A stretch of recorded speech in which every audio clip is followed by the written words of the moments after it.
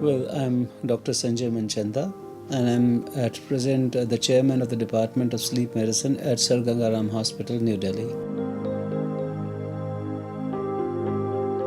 Well, the proper amount of sleep is something which is a variable kind of a component, and it varies from 6 to 8 hours. There is no fixed one number, and individual variations, people require different kind of sleeping hours, but 6 to 8 is an acceptable norm for almost every adult that is there in the society.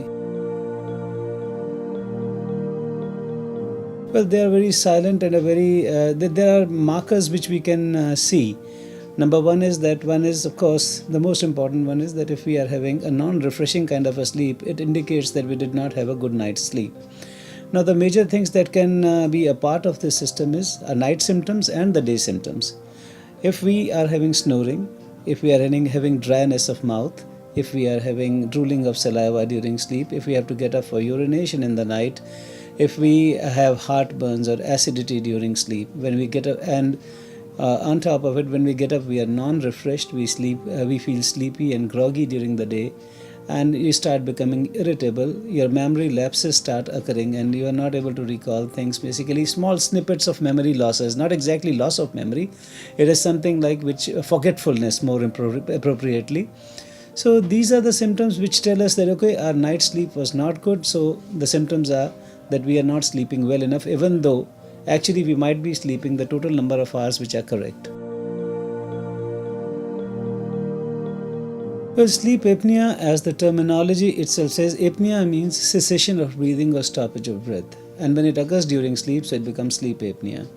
At least the thing is, it should be for 10 seconds in duration with more than 5 events per hour. So then we call it a pathological sleep apnea or a sleep apnea which is diseased form of sleep apnea. The major cause is the development of the head and neck of the person. People with anything who have got smaller lower jaw, receding chin, or basically thin pear-shaped face, anything which contributes to the narrowing of the neck area will contribute to sleep apnea. So that is why it is important issue to understand one thing, that it is not only a disease of the obese people, even very lean and thin patients can have severe sleep apnea. And anything added on as a weight on the people who have got a smaller neck or a shorter lower jaw or a receding chin, it will add on to the magnitude of the problem. Well, one of the most important reasons of going on to sleep medication dependence is the poor diagnosis, because patient always tells us something as a physician that I am not getting good quality of sleep. So we have a lot of medicines which are available and being prescribed without even looking at what exactly is the cause of sleep disorder.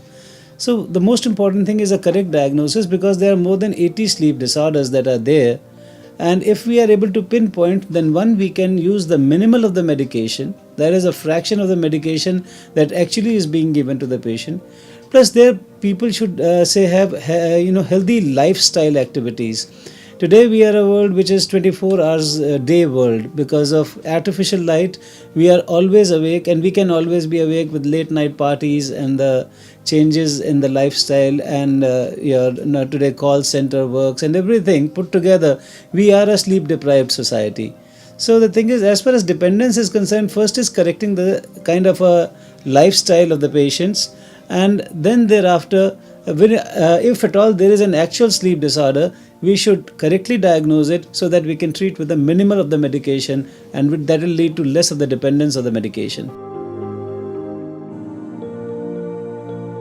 Yeah, this is a very important aspect which most of the people are missing, and especially these are more applicable to the patients who are having a vulnerable or a poor quality of sleep. So there are certain tips, what we call as sleep hygiene tips. Like we have a hygiene body for the body, same times in the same way we have got tips for the sleep hygiene. So number one is that go to the bed only when you are feeling sleepy. That means that bed should not be treated as a sleeping pill.